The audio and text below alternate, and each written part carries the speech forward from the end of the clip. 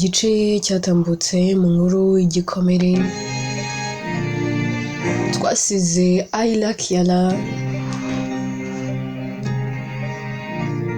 iwabo bose bamaze kumubwira ko nta mafaranga bafite. Ese ubundi yaje kubigenza ate? Munyemerere n'ubundi inkuru yacu tuyihere kuri Ayla. Ayla ibintu biramucanga, aricara agatekereza akavuga mana ntacyo kurya n'ikintu na kimwe mfite mu nzu, yewe se mana na sukari iri mu nzu basi ngo njye nyitoba mu mazi nyamwe ndebe ko bwacya kabiri, yewe nta n'igitoki mfite mu nzu ngo basi ndanagihekenya mvuge ngo wenda ngo inzara irashira, simfite n'icyo giceri nahabura ngo ndagura n'iryo rindazi, ndabaho gute koko mana? Nijoro naburaye, uyu munsi nabwiriwe ngiye kongera mburare koko, inzu mbamo ntabwo yishyuye, ndabaho gute kuko wa mana? Nkora iki? Njye ku muhanda se njye kwicuruza? Njye ku muhanda se njye kwiba nka za marine? Njye mu kimoteri se njye gushakamo ibiryo abantu bamennye?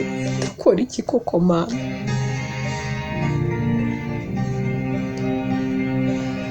Sinzi icyo gukora, ariko basi reka ngerageze.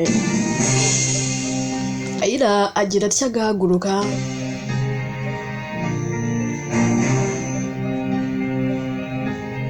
aragenda akicara ku muhanda akareba ukuntu abantu bari kugenda, umutima akibaza akavuga mana muri aba bantu koko ubuze n'umwe wakoresha nabura ngo anamvugishe? Muri aba bantu koko habuzemo n'uyu n'umwe umbaza ngo kuki nicaye ku muhanda?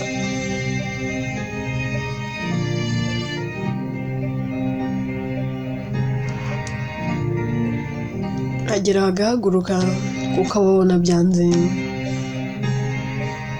arongera agafata telefone agahamagara umukuru we.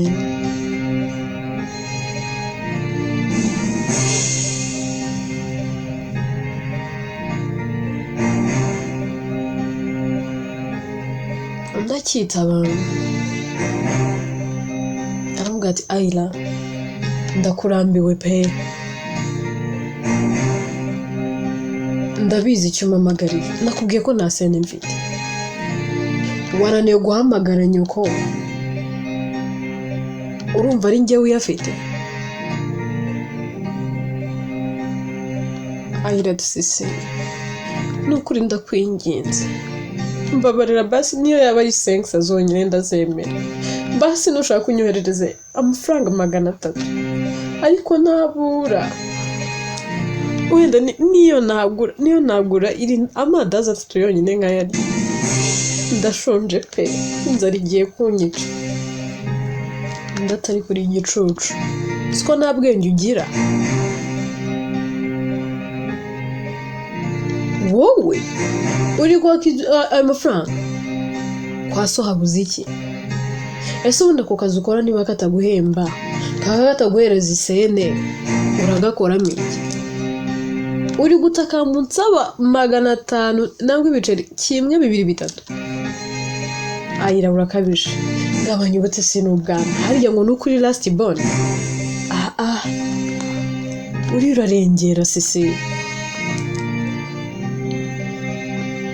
watashye ko kwasonanye ko nta kintu kibuzeyo. Ayla ati mukuru wanjye nuko wambwira koko, ubundi se bwo nataha nahashika naburare nabwiriwe ngiye kongera koko mburare? ubu tuvuge ngo ubuze amafaranga yo komereza ngo ngire ikintu mfata muri iri joro? undi ati Ayla wintera iseseme pe, ubundi wagiye ari ndugutuma hano ko nta kintu wari ubuze ko warya gukanywa aho wararaga nawe hagukuye ntiwigeze ubura umwenda mwiza n'urukweto rwiza ntiwigeze ubura igisoko gishya ku mutwe wawe ntiwigeze ubura telefone nziza ubundi umuntu wakoheje wagushutse ngo akujyanye mu tawuni ninde umva ibyo bibazo byawe byisimameho nanjye mfite ibyanjye bibazo wimbwira njye nta sene nifite nakubwiye ko nta sene mfite hamagara nyoko nangwa se uhamagaye muzehe ayiburiye kuri njye nutayabonera kuri basaza bawe na mukuru wawe wundi njye nta sene nifite uramenyeshwe ndahira ati nuko wambwira koko Ana ko twonsibere rimwe ndati yewe hamagara mukuru wawe wundi njye mbabarira pe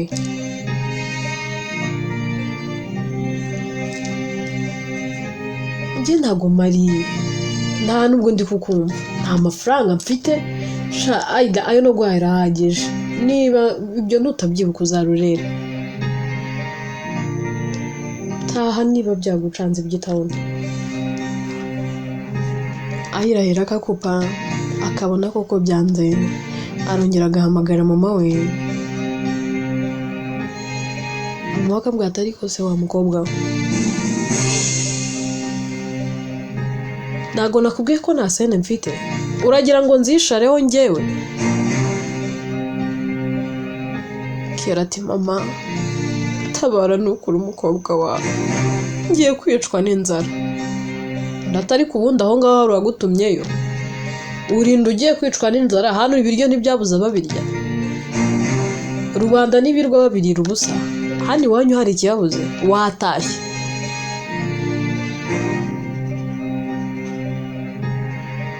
umva niba byagucanze taha ubundi uwo murimo ukora utaguhereza isene ni murimo ki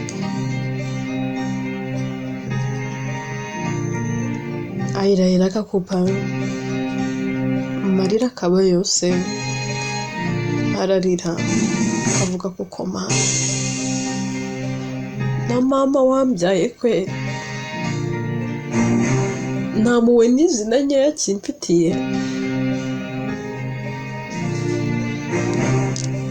mana kuki watuma bimera gutya n'ibiceri 300 Ana arabinyimye koko mana koko ubundi se nasubira mu rugo mvuga iki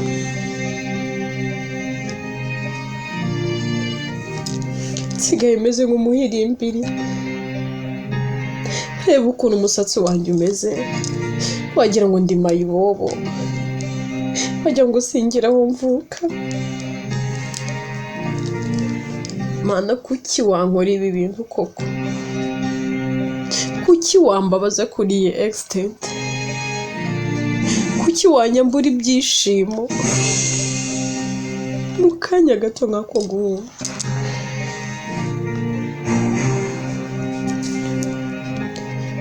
mana sinari nzi kubwirirwa uko bimera sinari nzi ko burara uko bisa yewe no kwambara nabi sinari mbizi sinari nzi ko umuntu yabura n'amavuta yo kwisiga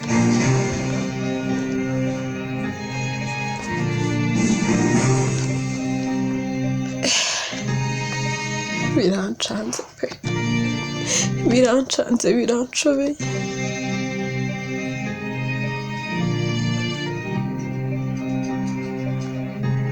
ese ibintu byose ntabwo bimpira basi mana niba n'akazi karanze kumpira kuki watumye n'urukundo nari mbonye rutampira ibaze ko n'umusore nakunze n'unyikunda nawe ari kumpiga inzara irenda kumpotora Ethani nawe ari kumpiga si ubundi mana ndabuwande koko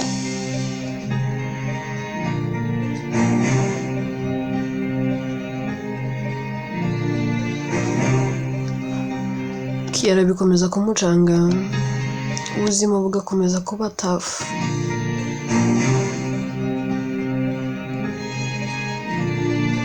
akajya agira atya akanywa amazi arebe ko nabura yaramuka agera aho ngaho nayo agasa n'uyahaze yajya yanywa akamukorwa yayanywa akamukorwa buri uko yamwe akamukorwa akicara bikamucanga bikamushobera akarira gusa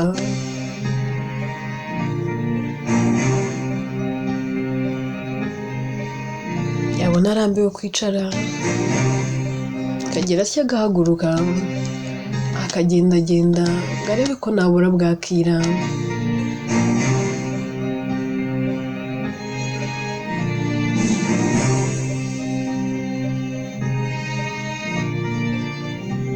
ku rundi ruhande Ethani ntabwo ava ku izima akomeza gushakisha areba ko yazongera kubona Kiera.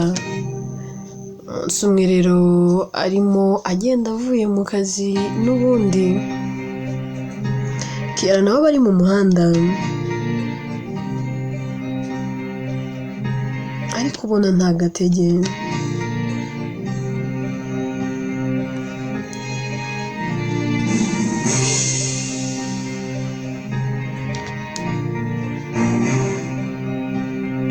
abari kugerageza gutera intambwe ariko kubera gusonza no kumara igihe kinini nta kintu ashyira mu nda nta mbaraga na nkeya bafite aba ameze neza nk'umurwayi yanegekaye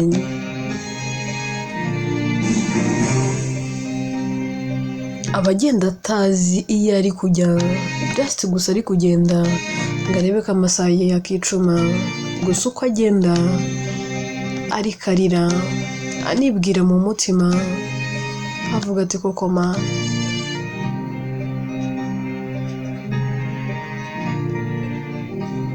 biranze neza ubuzima burancanze mana kuki watumye mve iwacu koko ngiye gupfira hano ubundi se nipfa ninde uzamenya ko napfuye iwacu bazigera banamenya ko napfuye koko kandi ubupfuye amafaranga banyimye yaboneka baza kuntwara rwose banarira ese ubundi mana kuki koko ubundi muzima nta muntu unyitayeho ariko ngize icyo bose bahuru mana basi nk'izirya none nabura mbabarira mbona icyo kurya ko noneho byanjye ni birebire byankomeranye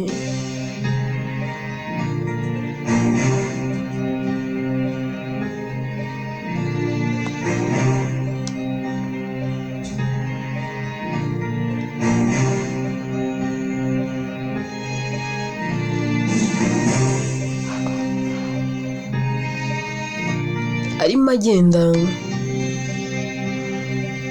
agira arishya akabona zebra crossing akigira inama yo gucrossinga umuhanda ngakomeza agende nubwo batazi yari kujya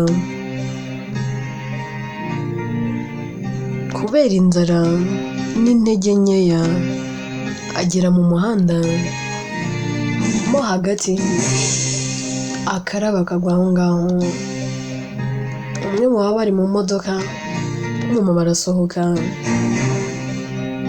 akaza yihuta ngo arebe ikibaye abantu bose bava mu modoka ariko bagatungurwa no kubona ukuntu aguye nta muntu n'uyu n'umwe umukozeho nta umugonze abantu bose birabacanga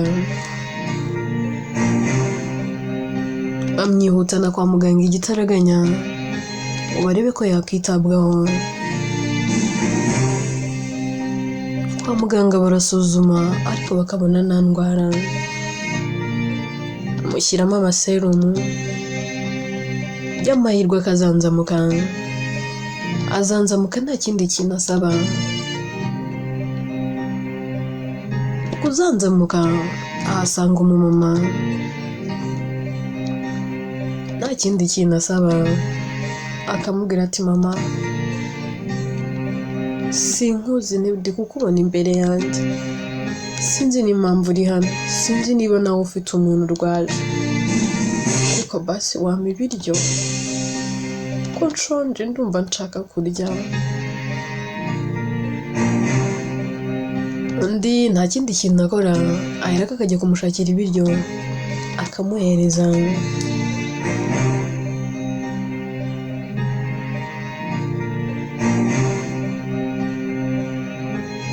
Muri uko kumuhereza ibiryo ararya, agera hagati akamubwira ariko nubwo nakubajije ibintu byinshi, gusa Imana iguha umugisha urantabaye. Ndati ibyo si ngombwa, none se witwa nde? Ubundi byakugendekeye gute? Urwaye iyihe ndwara? Se nta babyeyi ufite base ngo tunabahamagare tubabwire kuri kwa muganga? Ati wa mubyeyi we rero ahari meze nk'udagira ababyeyi, ahari koko menya nta nabo ngira, ese ubundi koko ndabafite? Byanjye ni birebire. Ati none se witwa nde? Ati nitwa Ayla Kiala. Ati oh,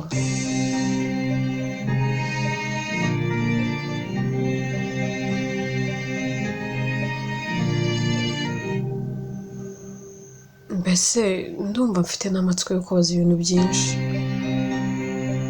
Ubundi urwara iki? Ahera ati rero wa mubyeyi we, kamubwiza ukuri pe, nakubeshye nta ndwara n'iyi n'imwe ndwaye, ahubwo ndwaye inzara. Nari ngiye kumara icyumweru cyose ntarya. Ndati icyumweru cyose utarya? Habaye iki se?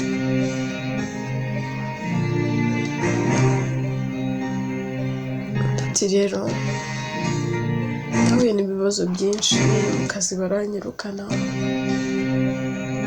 amafaranga nari mfite yose anshiraho. Nagerageje no kuvugisha mu rugo,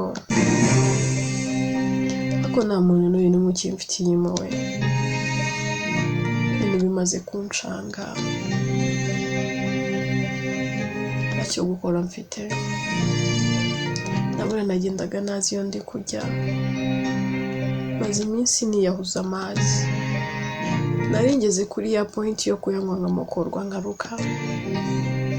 Kuri Imana iguha umugisha, urambyaye pe, aho mama atari urahabaye, aho data atari urahabaye, aho bakuru banjye na basaza banjye batari, nabura wowe urahabaye.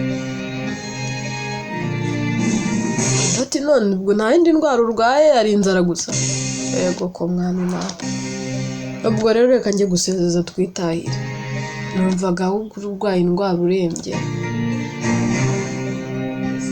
Ati se turasezeza dutahe he? Ati nyine utahe iwanyu. Kera ati nta wacu ngira.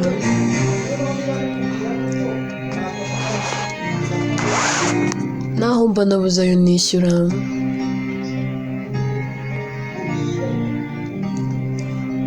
Iri joro ryonyine niryo rya nyuma. Ntekereza ko ndibuze kuyisohokamo kumeze nk'uko na mbere byabaye, kuko ndi misene nyinshi. Ahubwo ungiriye neza wanyitwarira. Ndati se wa mwana w'umukobwa we, ndagutwara mu rugo ngo bigende gute? Iwanjye urahakora iki? Ndati wa mubyeyi we, nushaka kumereza akazi ko mu rugo, nushaka umbwire njye nkora muri gadeni, ikintu icyo ari cyo cyose ushaka. umurimo wose uri bumereze nzajya nkukora, nushaka kumbwira nzajya nkoza ibirenge, ariko nabura ndebe ko bwacya kabiri.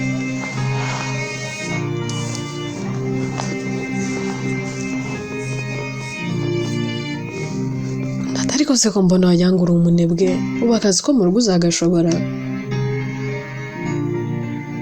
Ndetse nzagerageza wa mubyeyi we, mbabarira pe. Natoke arahaguruka akajya gusezeza,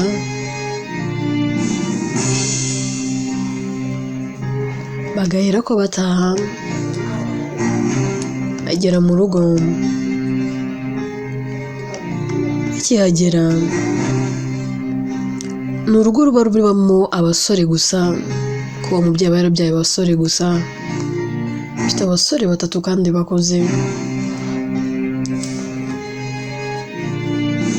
Bakihagera barabaza ati se mama, icyo cyucyo uzanye se? Ndatuguraje, uyu ni umukozi. Nkatetego ko mana yanjye, mama abakozi beza se basigaye babahora? Kobwa ni mwiza ndakurahiye.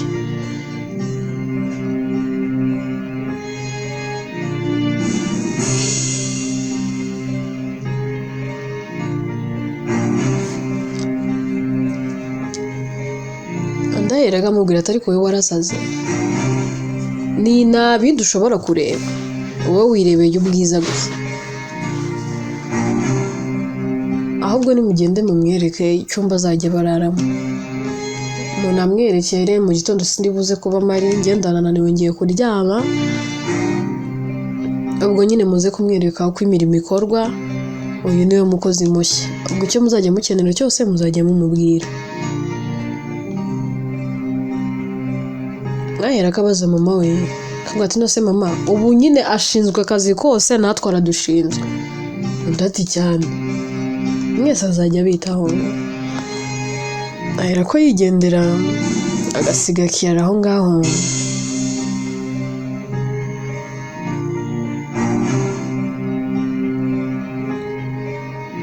Uwitwa Joram ahera akamubwira ati se witwa nde?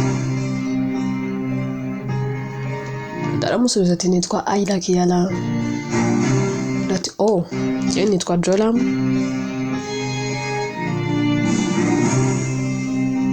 Aba ni abavandimwe banjye, ni ngiye mukuru, waza nkakwereka nyine. Aramutwara akamujyana mu nzu zo hanze, akamwereka room azajya aryamamo, akamusiga hakigendera. Ahira asigara muri iyo nzu, ubwoba ari bwose, yibaza ibibazo byinshi, avuga se Mana, uyu mwanzuro mfashe koko ni uwa nyawo? Si ubundi sinari nkwiye koko gutaha? Ariko se Mana, ninaha nzarebana mu maso gute n'abavandimwe banjye ndetse n'ababyeyi bambyaye? Banumva narabarakariye, banumva narabanze. Mana umbabarire, ariko nsigaye numva nta n'umwe navugisha.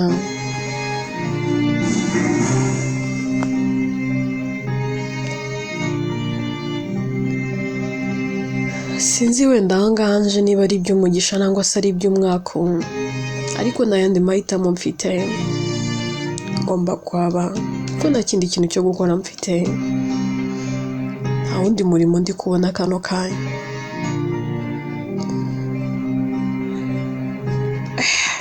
Mana ngiye kuba umukozi wo mu rugo kwe, narize mfite university yanjye. Mana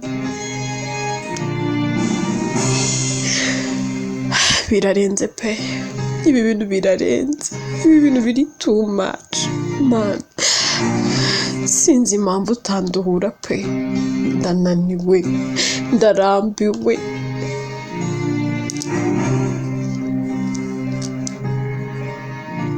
tuve kuri Ayla tugaruke kuri Joram.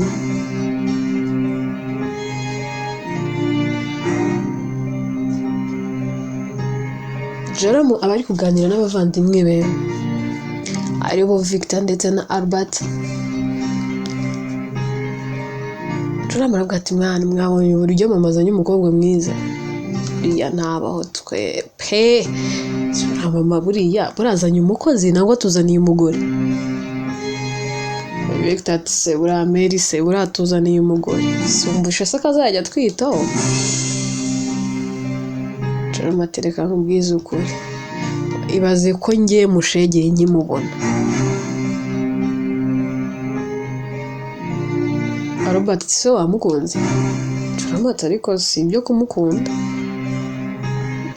nase ni ibisanzwe ariko nyine tunzatura hasi ko byagenda kose. Victor ati ariko ubwo nanjye nuko.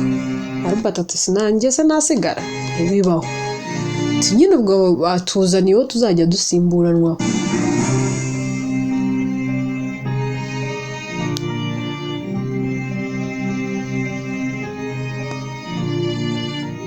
Bakomeza kubiganiraho. Ayla nawe ahantu bari kwibaza ibibazo byinshi byamucanze. Agira atya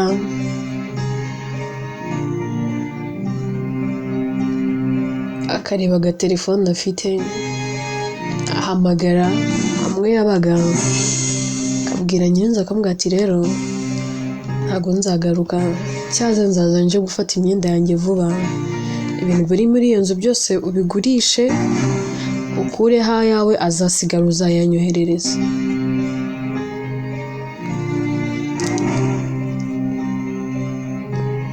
Asoza kuvugana Ayla akaryama.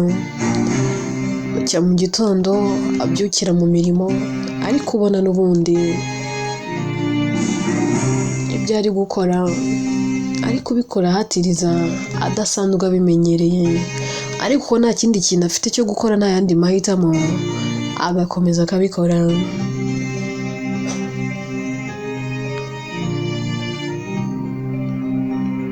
Ari mu gikoni rero arimo ateka. Joram amusanga ari nako yisetsa amusatira uko umusatira kiyara ko atangira kugira ubwoba agahera kasa n'umuhunga. Joram ati se bite ku mpunga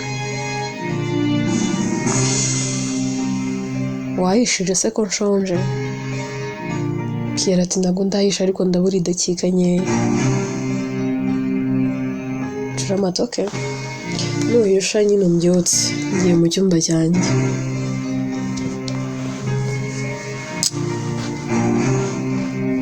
Kiyara akomeza guteka.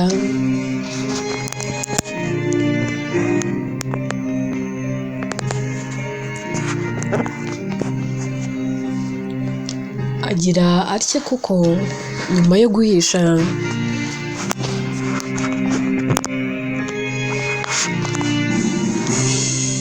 akajya gukomangira Joram ngo amubyutse ariye.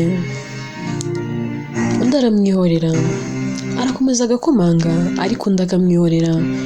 Agira agafungura umuryango akinjira. Mu kwinjira Joram ahera agafunga. Kiyara akamubwira ati narinjiye kukubwira ngo nyine ngwino ujye kurya byayi. Joram ati buretse turagenda mu kanya. Atangira kumwegera ahira agasa n'uhunga akamubwira turimo urakora ibiki? Nateguye ameza ngwino ujye kurya. Ndati buretse ariko ndajya kurya nawe ariko nabanje kugutamira. Subwo icyo nshaka ntabwo uri kukibona? Wowe uri umwana ndi kukwegera ntubona ibyo nshaka? Kiyara ati oya Joram ntabwo ibyo bintu nabikora. Ntabwo ndakubaganaho. Joram ati umva mbese kubeshya ndetse umukobwa ungana nawe ntibibaho. Kiyara agerageza gusa n'uhunga ngo arebe ko yasohoka ariko Joram akambwira ati sura nyuraye nafunze and I'm serious ahubwo windira umwanya n'igihe kuramo imyenda. Kiera atangira no kugira ubwoba agatangira no kurira akambwira ati Joram ndakwinginze winkorera ibi bintu ndarahira ku Mana yo mu ijuru sindakubaganaho. Inkuru yacu reka tuyisubikire ahangaha. Ese aho Joram araza kumwumva nangwa ntari bumwumve, ese araza kumugirira impuhwe nangwa ntaza ari bumugirire, byose twibaza ni mu bice bizakurikira. Ese iherezo rya Ayla Kiara ni irihe? Inkuru yitwa Igikomere, jyewe nitwa Atete. Inkuru ni yandika kandi ni nanjye wibagezaho.